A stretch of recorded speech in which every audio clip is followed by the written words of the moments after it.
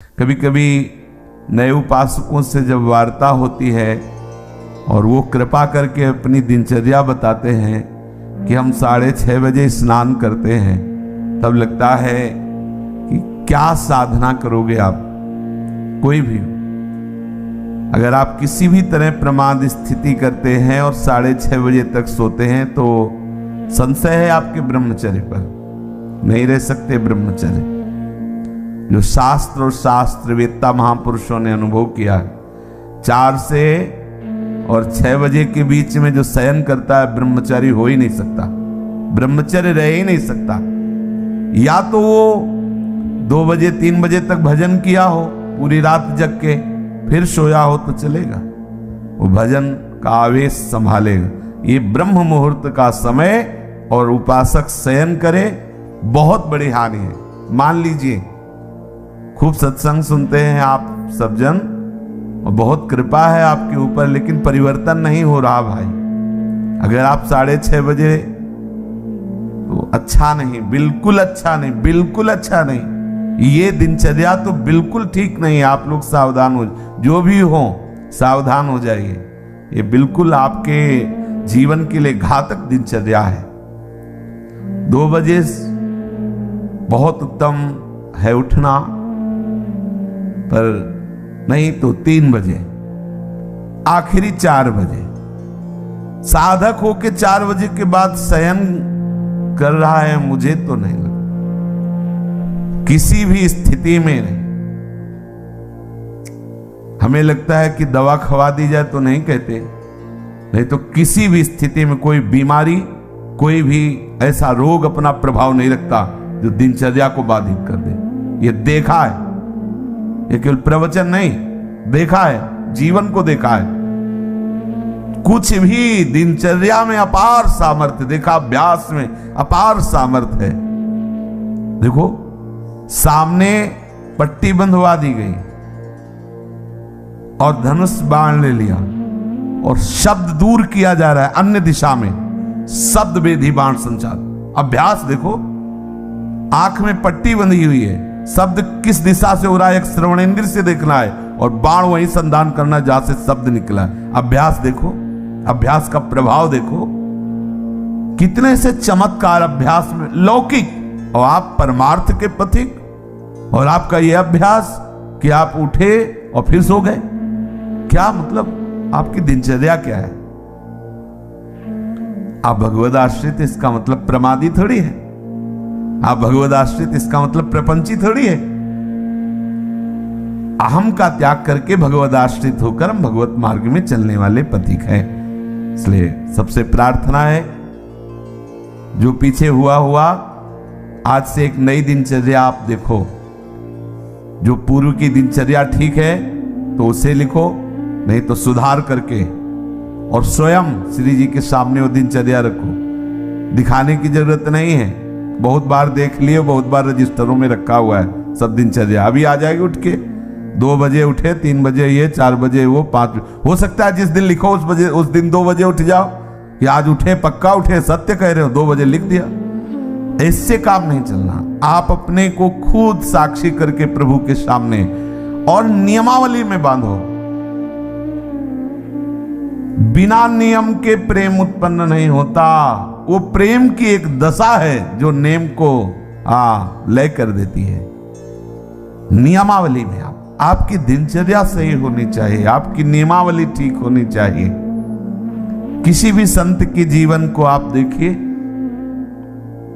देखो एक स्थिति सिद्धावस्था में ऐसी आती है स्वाभाविक कि उनको देह से संबंध नहीं रह जाता।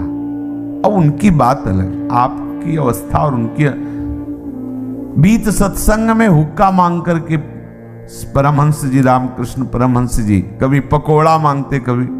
अब उनका हम अनुसरण थोड़ी करेंगे इस बात में, भाई धरो हुक्का, रुको और हम पी रहे। हम महापुरुषों का अनुसरण थोड़ी कर सकते हैं। महापुरुष किस दशा में, किस स्थिति में, उनके जो नियमावली उपदेश है, वो कहीं नहीं बोले उपदेश में कि हुक्का पियो, नहीं बोले। तो जो उपदेश बोले वो हमें आचरण में उतारने।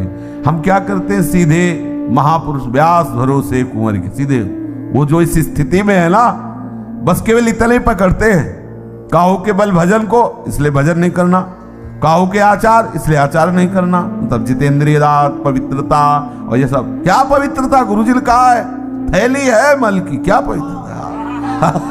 हाँ, उसमें क्या सुना है नहीं प्रवचन में, आचार गए और जितेंद्रियता आदि नहीं।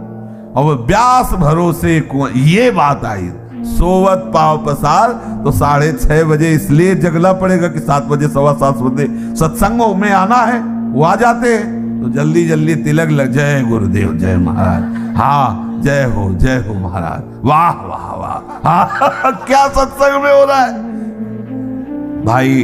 बहुत जीवन कीमती है। अभी कल ही पता चला कि कोई बहुत प्रियजन है, उनके यहाँ कैंसर हुआ। अब क्या दशा, ना भोजन सही पा सकते हो ना कुछ, और ये कैंसर आदि ऐसी बीमारियां हैं। अभी तक जितने हमारे दर्शन में आए, एक आध बात अलग, उन सबको श्री जी ने जल्दी बुला लिया, जितने भी दृष्टि में आए हैं। तो हम तुम अमरौती खा के थोड़ी आए हैं, कोई न कोई व्याधि मंदिर है, कब देवता का पर्दा हट जाए। जैसे बहुत मंदिर में सब देवता होते ना, ऐसे शरीरम व्याधि मंदिरम, पुजारी कब पर्दा हटा दे, कौन सा, बोले अब कैंसर देवता आ गए, होश उड़ जाएंगे भैया। देखो तुम्हें अभी रिपोर्ट में बता दी जाए तुम्हारी किडनी खराब थी, देखो क्या होता है तुम्हारा। अगर डिप्रेशन में ना पहुंच जाओ तो बताना, ब्लड प्रेशर अपने आप उछाल मारने लगेगा। क्योंकि चिंतन, आज तुम स्वस्थ हो तो प्रमाद करते हो, और कल प्रमाद करने का अवसर नहीं रहेगा, अवसर ही नहीं रहेगा। अनन्य चिंतन रोग का होने लगेगा।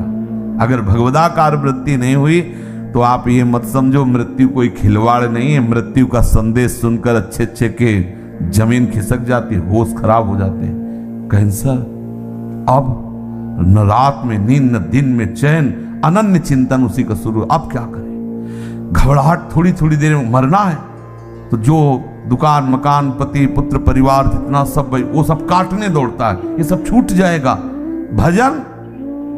भजन कोई साधारण वस्तु है। इसलिए भर्तृहरि जी महाराज कह रहे हैं, यावत स्वस्थ वेदम गृहम कलेवरम यावत च दूरे जरा।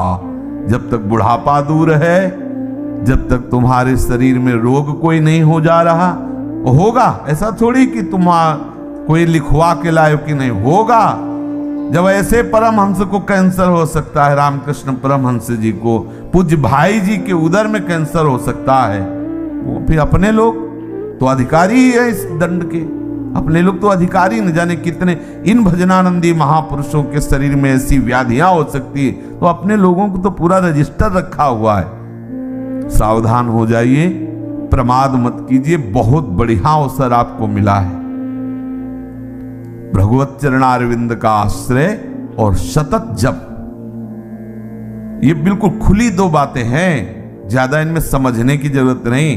अंदर से भगवत आश्रय और जिह्वा से जप, राधा वल्लभ श्री हरिवंश श्री हरिवंश। क्या जाता है भैया? अगर रोज का रोज शाम के हिसाब आपको न दिखाई दे तो बताना, रोज आपको वैराग्य बढ़ा नजर आएगा, आपको नजर आएगा, अरुचि होने लगे। सच्ची कहते हैं भजन का प्रभाव, ये तो भगवत कृपा से भगवत चर्चा हो रही नहीं। 1 मिनट के लिए अंदर से मन राजी नहीं, ये जो हो रहा है 1 मिनट के लिए राजी नहीं कि अब ये सब, बस यही लगता है चुप, किसी से मिलो मत, बंद करके दरवाजा अपने कमरे का, बस एकाकार वृत्ति।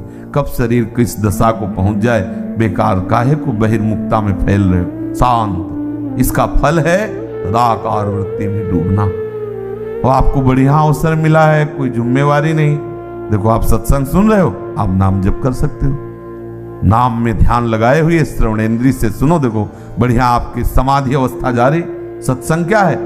एक समाधि अवस्था में डुबोने का बहुत बढ़िया, मतलब 1 घंटा 1.5 घंटा चर्चा हो रही, श्रवणेंद्रिय के लिए कहीं अन्य जाने की जगह नहीं, और अंदर से आप नामाकार वृत्ति, मंत्राकार वृत्ति, बड़ा आनंद का विषय है।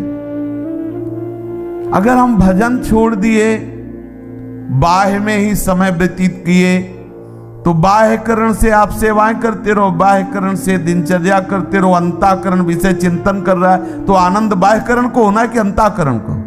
समझना, जरा सूक्ष्मता से समझना। परिवर्तन किसका होना है? अंतःकरण का, बाह्यकरण का तो देखो 2 मिनट में परिवर्तन सब, लेकिन अंतःकरण का परिवर्तन चिंतन से होता है, भजन से होता है।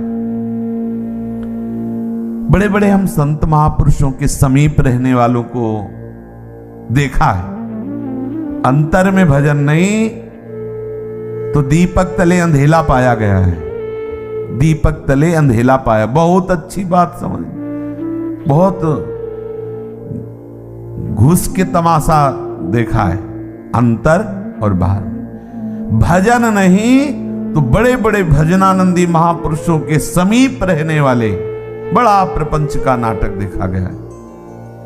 वो महापुरुष तो आनंदित रहते हैं क्योंकि उनके लिए तो एक ऐसी स्थिति है प्राप्त हो गई जहां प्रपंच का स्पर्श नहीं है, और उनके प्रभाव से बाहरी व्यवहार सामग्रियों की खूब बहुतायत होती है, तो नीचे भजन का मतलब नहीं रह जाता कि भजन क्या है, बस वो सम्मान और विषय आदि का सेवन, क्योंकि महापुरुषों का प्रभाव सम्मान दिलाता है, महापुरुषों का प्रताप वो वस्तुएं जो विषय संबंधी सेवन में आती, अच्छी से अच्छी वस्तुएं, होता क्या है, अंतःकरण मलिन हो जाता है। इतने बड़े महापुरुष के समीप रहते हुए अंतःकरण और इतना मलिन हो जाता है को महापुरुषों पर भी अपराध कर बैठता है। जिनके प्रताप से पोषित होता है वो वही अपराध कर बैठता है। इसलिए प्रधान बात है अंतर में आपका साधन चलना चाहिए,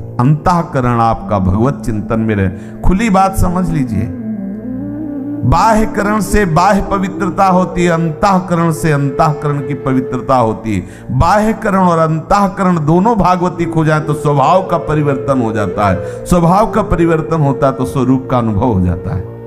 जो हमारा सखा भाव, गोपी भाव, सहचरी भाव का भाव स्वरूप है, उसकी प्राप्ति हो जाती है। इसलिए भैया चूको मत, बहुत बढ़िया अवसर, बड़ा घबराहट का विषय है। जब ये शरीर पीड़ा से युक्त होता है तो केवल प्रभु ही ऐसे जो हमें बचा सकते हैं, नहीं तो जब शरीर स्वस्थ होता है तो अहंकार देवता अपना नाटक करवाते रहते हैं, और जब अस्वस्थ हो जाता है तो मनी राम उसी अस्वस्थता का चिंतन, बड़ा क्लेश में। और इस संसार से मुक्त हो जाइए। अगर आप सोच रहे हो तो दिन प्रतिदिन ऐसा भयावह संसार का स्वरूप आएगा, पूछो मत। इससे मुक्त होना ही अब एक उपाय रह गया है।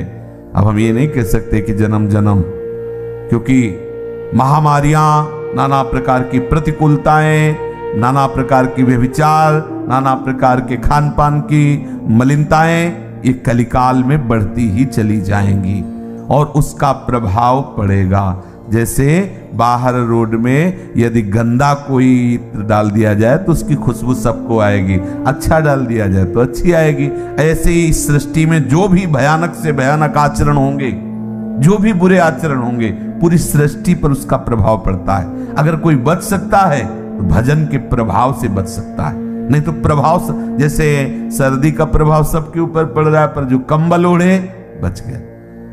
अगर कहीं भी कुछ भी मलिनता का आचरण होता है तो पूरी सृष्टि पर उसका प्रभाव पड़ता है, वो समझ में नहीं आता।